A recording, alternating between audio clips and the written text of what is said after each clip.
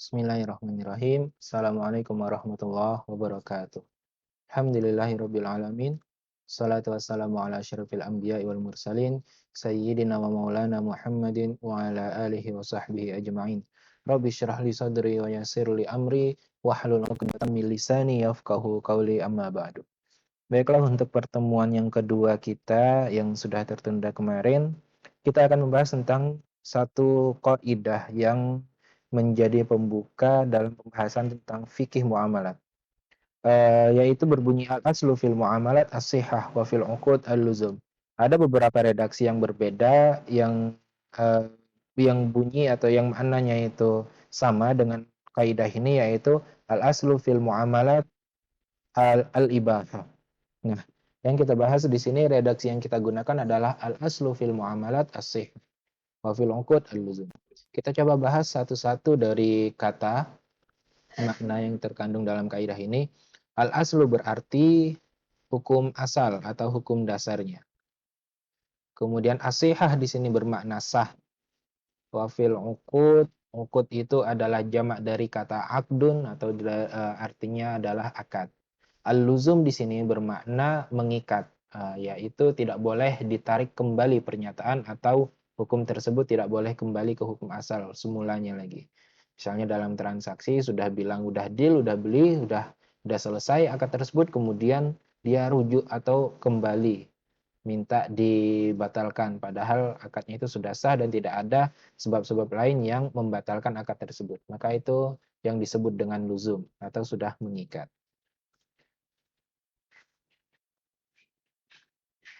Dalil dalam pembahasan kaidah ini yaitu yang pertama, a'udzubillahi minasyaitonirrajim, huwallazi khalaqalakum ma fil ardi jami'an. Di dalam ayat ini Allah Subhanahu wa taala menjelaskan, menerangkan bahwa Allah menciptakan semua yang ada di bumi ini ditujukan untuk manusia, untuk kita manfaatkan. Nah, pemanfaatan yang Allah berikan, semua kekayaan alam yang Allah berikan ini harus tetap menjaga kelestariannya. Di dalam hukum Islam itu kita harus tetap menjaga yang namanya maqasidus syariah. Maqasidus syariah itu atau maqasid syariah al-khamsah. Nah, salah satu maqasid syariah yaitu menjaga kelangsungan hidup atau hifzun nafas, menjaga kelangsungan hidup, baik itu hidup manusia maupun hidup alam semesta, hidup ekosistem misalnya ya. Yang saya ambil contoh gini, kita diberikan izin oleh Allah Subhanahu wa taala memanfaatkan semua yang ada di hutan. Mulai dari pepohonannya, mulai dari buah-buahannya atau tanahnya pun sekaligus bisa kita manfaatkan yang ada di hutan tersebut. Nah, Allah sudah memberikan kehalalan penggunaan atau memanfaatkan yang ada di hutan. Tugas kita sebagai manusia memanfaatkan apa yang Allah berikan dengan tetap menjaga ekosistemnya, dengan tetap menjaga salah satu maqasid syariahnya yaitu hifzun nafas, menjaga jiwa. Seperti literally-nya itu menjaga jiwa. Maksudnya gini, ketika kita manfaatkan hutan dengan tidak baik, dengan cara yang tidak dibenarkan, misalnya kita tebang hutan habis sampai gundul sehingga tidak dapat lagi menyerap air hujan. Nah, ketika hutan tidak dapat menyerap air hujan, maka akan mengakibatkan bencana alam berupa banjir. Banjir tersebut akan mengakibatkan korban jiwa ketika sudah meluap banjirnya, maka akan menyebabkan korban jiwa, sehingga ini akan merusak salah satu unsur maqasid syariah yaitu hifzun nafas atau menjaga kelangsungan hidup. Nah, maka di sini kita boleh manfaatkan tadi apa yang telah Allah berikan dengan tetap menjaga yang namanya maqasidus syariah. Kemudian dalil yang kedua yaitu a'udzubillahi minasyaitonirrajim, ya ayyuhalladzina amanu la tuharrimut thayyibati ma ahallallahu lakum wa la ta'tadu innallaha la yuhibbul mu'tadin. Wahai orang-orang yang beriman, la tuharrimut thayyibati ma ahallallahu lakum. La tuharrimu artinya janganlah kalian mengharamkan at-thayyibat, semua yang Allah berikan, semua yang baik yang Allah berikan kepada kita. Ma ahallallahu lakum, yang telah Allah tentukan bahwa itu adalah halal. wa la ta'tadu innallaha la yuhibbul mu'tadin. Kemudian dalil yang selanjutnya yaitu sabda Rasulullah sallallahu alaihi wasallam, "Anni la uhillu illa ma ahallallahu fi kitabihi wa la uharrimu illa ma harramallahu fi kitabihi." Bahwasanya aku tidak menghalalkan kecuali apa yang Allah halalkan di dalam kitabnya, dalam Al-Qur'an. Dan tidak pula aku haramkan kecuali yang telah Allah haramkan di dalam Al-Qur'an. Nah, dalil ini yang menjelaskan bahwa dalam asli hukum muamalat itu adalah sah atau dibolehkan karena tidak ada dalil yang menjelaskan bahwa tidak ada dalil yang menjelaskan bahwa setiap muamalat itu haram, kecuali ada beberapa dalil yang memberikan keterangan menjelaskan bahwa salah satu bentuk muamalat tertentu itu haram. Nah, hukum asal dari muamalat itu adalah boleh. Kaidah ini berbanding terbalik jika diterapkan dalam hal ibadah ya. Di dalam ibadah ada kaidah yang serupa tapi beda karena penerapannya dalam ibadah. Al-aslu fil ibadah al-haram. Sedangkan al-aslu fil muamalat al-ibahah. Hukum asal dari setiap ibadah itu adalah haram dan hukum dasar dari setiap muamalah itu adalah boleh atau halal. Kemudian ada dalil yang selanjutnya menjelaskan atau memberikan pengecualian. Untuk ibadah tadi al aslu fil ibadah haram illa an yakumat dalil ala halalihi ala tahlilihi ala ibahatihi seperti itu. Kecuali ada dalil yang menjelaskan bahwa ibadah itu boleh. Kenapa? Karena jika dalil hukum dasar dari setiap ibadah itu boleh, maka semua orang akan mengaku-ngaku bahwa ini adalah salah satu ibadah, ini adalah ibadah. Jadi nanti ada yang membaca Quran sambil sambil bikin sesajen gitu. Nah, ini dia akan mengatakan ini ibadah gitu. Padahal belum tentu itu adalah sebuah ibadah. Jika memang di sana ada unsur, misalnya ada unsur kesyirikan di dalamnya, maka itu bukan ibadah. Seperti itu. Ini penerapannya jika di dalam hukum muamalat tadi al-aslu fil muamalat al-ibahah, hukum dasar dari setiap muamalah itu adalah boleh. Kecuali illa an yakumad dalil haramihi. Kecuali ada dalil yang menjelaskan bahwa muamalat itu haram. Contohnya apa? Contohnya misalnya dalam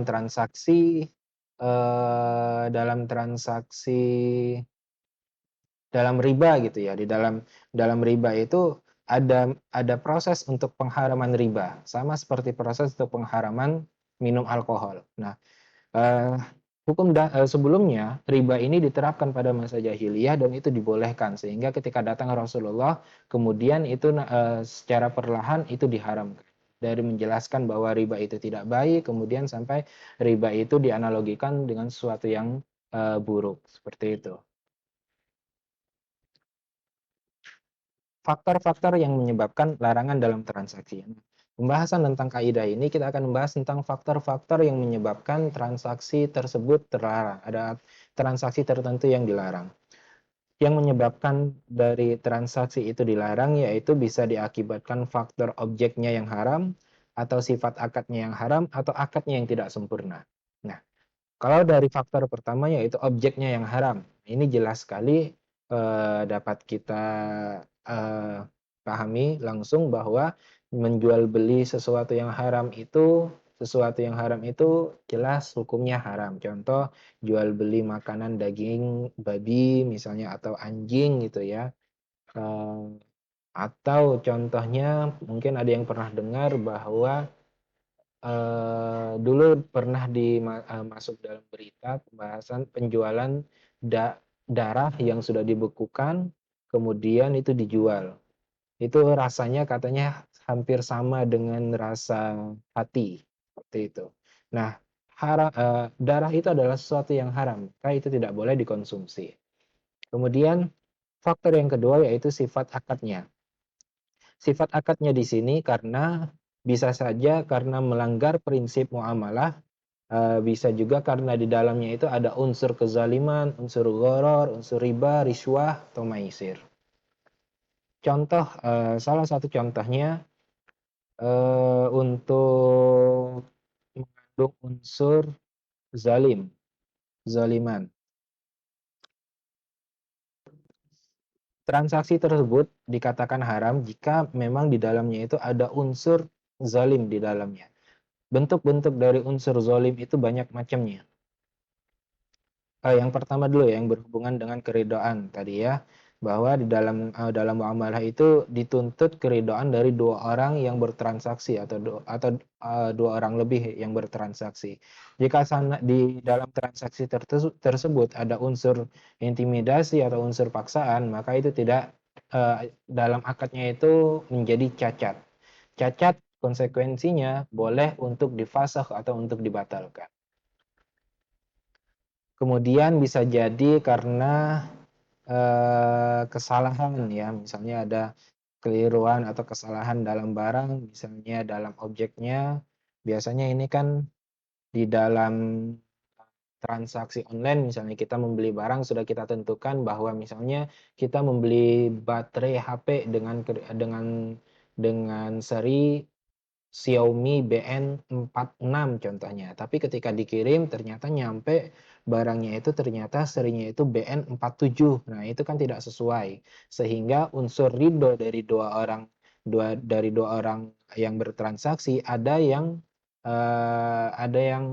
tidak terpenuhi unsur ridhonya, yaitu dari pembeli tadi. Maka akad tersebut sifatnya cacat, maka konsekuensi hukumnya boleh untuk dibatalkan atau komplain ya istilahnya. Kalau di dalam transaksi online gitu biasanya komplain, konfirmasi, nanti dikirimkan yang baru seperti itu. Kemudian penyamaran harga barang. Penyamaran harga barang ini bisa ada dua bentuk. Di sini menurut ulama itu dimasukkan kategori ringan atau masuk kategori yang berat. Nah, untuk parameter ringan dan beratnya itu ternyata tidak ada angka tertentu. Ini kembali lagi kepada ridho dari orang yang melakukan transaksi. Contohnya gini, contoh yang sering yang saya dapatkan, yang pernah saya baca yaitu ketika kita langganan internet IndiHome ya, salah satu penyedia jasa provider internet rumahan itu kan IndiHome. Nah, kasus yang ada di IndiHome itu pernah saya baca ketika di akad pertama mengatakan bahwa per bulannya itu dikenakan sebesar misalnya contoh 250.000 ditambah pajak PPN 10%. Artinya 250 ditambahkan 25.275. Akan tetapi di bulan-bulan selanjutnya kadang terjadi kenaikan harga tanpa ada persetujuan di awal, tanpa ada informasi, tanpa ada konfirmasi, harganya naik. Nah, ada penyamaran harga barang di sana. Kalau misalnya di penyamaran harga barang tersebut bagi pengguna jasa internet adalah sesuatu yang memberatkan karena misalnya kenaikannya cuma 50.000 dan bagi pengguna jasa tersebut bagi dia 50.000 adalah berat, maka dia masuk kategori penyamaran yang berat dan konsekuensinya itu secara hukum fikih, secara hukum Islam itu berlaku konsekuensi hukumnya berlaku pembatalan karena akadnya cacat. Akan tetapi jika 50.000 itu bagi pengguna jasa internet adalah sesuatu yang ringan, maka di sana termasuk kategori penyamaran yang ringan dan akadnya tidak terpengaruhi oleh kerusakan penyamaran harga barang tadi. Nah, jadi untuk penyamaran harga barang di sini parameternya itu adalah kesanggupan atau ridho dari dua orang yang bertransaksi. Kemudian eh, bentuk kezaliman di sini contohnya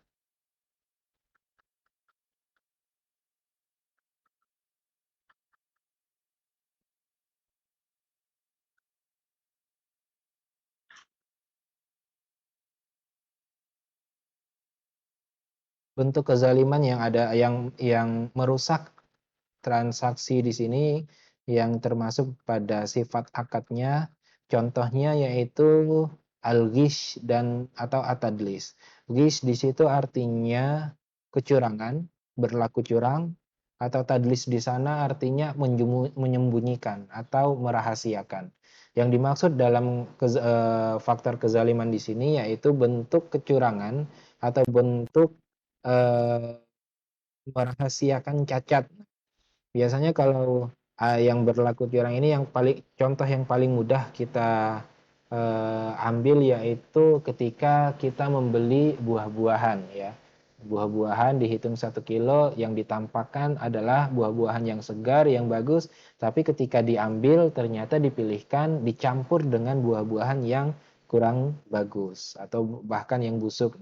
Sehingga di sini ada kecacatan, ada kecacatan barang, penjual tadi merahasiakan barang yang cacat. Ini termasuk kategori ghish atau tadlis.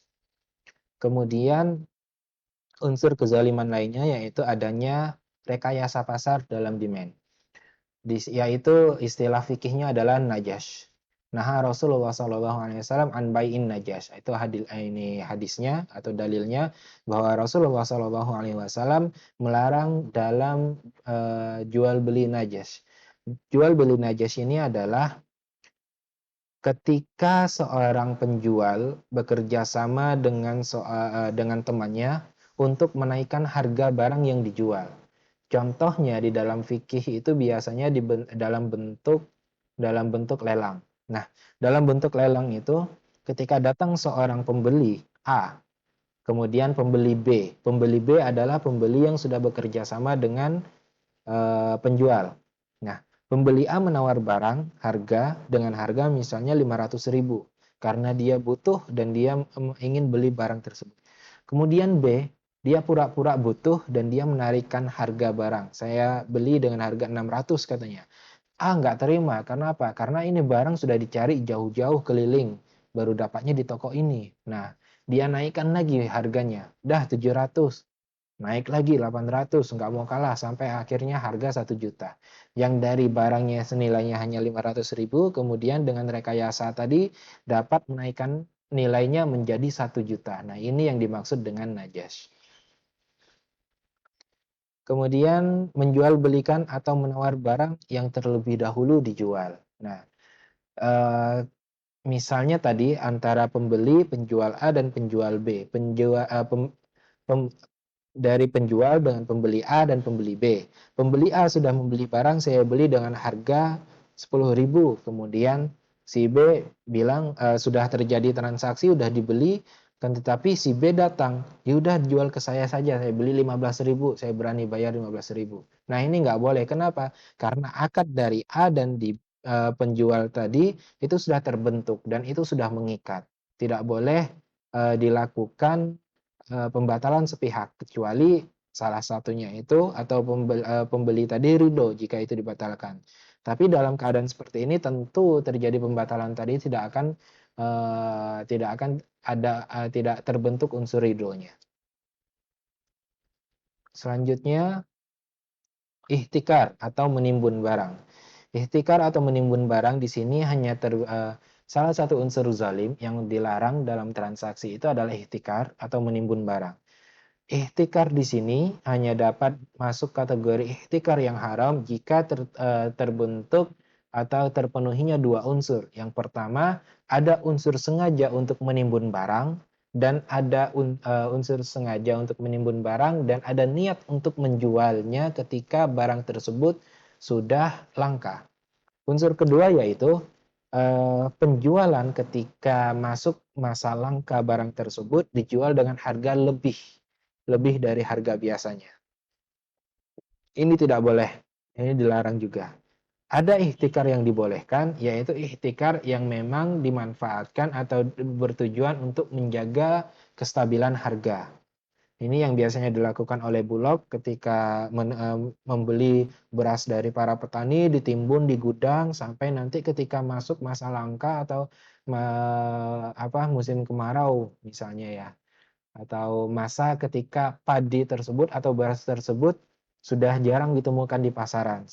Sehingga peran dari Bulog tadi adalah untuk menjaga stabilnya harga padi tadi yang dijual di pasar. Ketika masuk masa langka, dia menjual barang tadi. Padi tadi dijual di pasaran dengan harga yang sama atau yang serupa. Ini ihtikar yang dibolehkan. Kemudian Unsur selanjutnya yaitu menjual barang yang mubah kepada pembeli yang kita ketahui bahwa barang tersebut akan dimanfaatkan untuk sesuatu yang haram atau sesuatu yang maksiat. Ini jelas melanggar salah satu ayat yang dijelaskan, A'udzubillahi minasyaitonirrajim, wa ta'awanu 'alal birri wat taqwa wa la ta'awanu 'alal ismi wal 'udwan.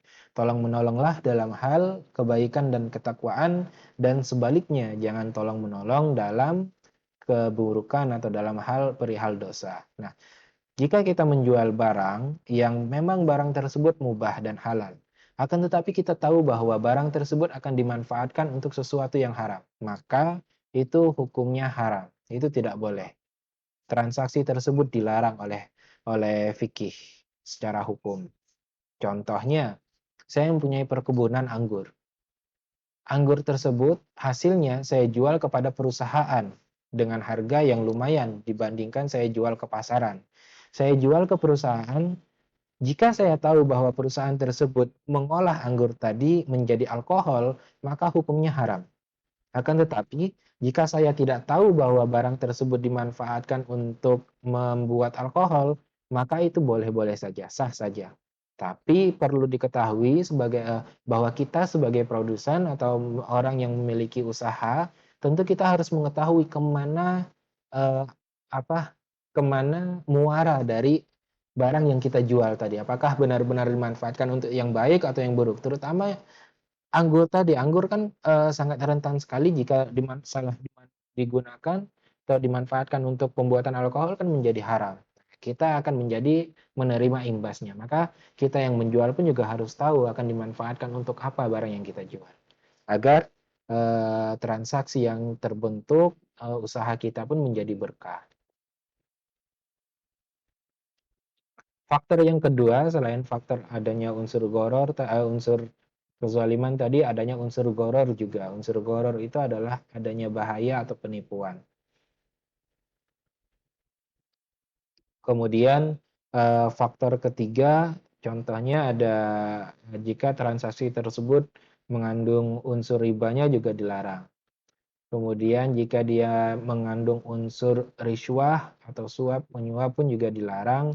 Kemudian jika dia mengandung unsur perjudian pun termasuk kategori transaksi yang dilarang. Oke. Faktor penyebab larangan dalam transaksi yang ketiga yaitu akad yang tidak sempurna atau akadnya yang tidak sah. Transaksi dapat dikatakan tidak sah atau tidak sempurna akadnya bila terjadi salah satu atau lebih faktor-faktor di bawah ini. Yang pertama yaitu rukun dan syarat akad tidak terpenuhi. Contohnya, salah satu rukun dalam transaksi jual beli adalah adanya dua orang yang bertransaksi, adanya barang yang dijual, dan adanya kejelasan harga. Contohnya, salah satu rukunnya nggak ada, yaitu barangnya itu nggak ada. Misalnya saya menjual ikan 1 kilo di laut. Ikan 1 kilo di laut, tapi kan barangnya nggak ada, masih di laut. Itu eh, termasuk akad yang tidak sempurna. Kenapa? Karena barangnya tadi nggak ada. Kecuali barangnya itu ada dan bisa diserahkan. Ada dan bisa diserahkan, sudah dimiliki, maka itu sah transaksinya. Kemudian faktor yang kedua yaitu terjadi ta'aluk. Ta'aluk di situ adalah eh, apa? Saling mengikat, saling tergantung. Ini yang dimaksud di dalam hadis, larangan hadis yang dilarang oleh Rasulullah SAW dalam transaksi jual beli inah. Jual beli inah itu adalah menjual barang, misalnya A menjual barang, misalnya menjual mobil dengan harga 100 juta dengan cara cicilan kepada B. Kemudian eh, A tadi, si penjual barang tadi, dia membeli barang tersebut lagi nanti dengan harga 90 juta secara tunai. Ini tidak boleh, kenapa? Karena di dalamnya ada unsur riba. Maka ini tidak dibolehkan. Kemudian yang ketiga yaitu terjadi dua akad dalam satu transaksi. Terjadi dua akad dalam satu transaksi ini eh, dalam hadis, contoh terjadi dua akad dalam transaksi ini, contoh sederhananya ya, kalau misalnya contoh-contoh yang ditawarkan dalam pembahasan tentang fikih itu terjadi penjualan barang. Kalau dibayar dengan tunai dibayar 100 juta, kalau dibayar dengan cicilan dibayar 150 juta. Kemudian dua belah pihak itu berpisah, dibeli barangnya tapi tidak dikasih tahu harga pembeliannya itu pakainya itu melalui yang apa? Apakah tunai atau dengan cara apa tadi itu? Kredit itu nggak dikasih tahu. Nah, kalau dalam pembahasan fikih seperti itu. Kenapa? Karena di sana ada unsur gorornya, nggak jelas. Ya, nggak jelas akad tadi itu dibeli dengan akad yang apa. Oke, saya rasa cukup untuk pembahasan kaidah yang pertama ini. Untuk kaidah selanjutnya akan kita bahas di pertemuan selanjutnya. Syukran. Assalamualaikum warahmatullahi wabarakatuh.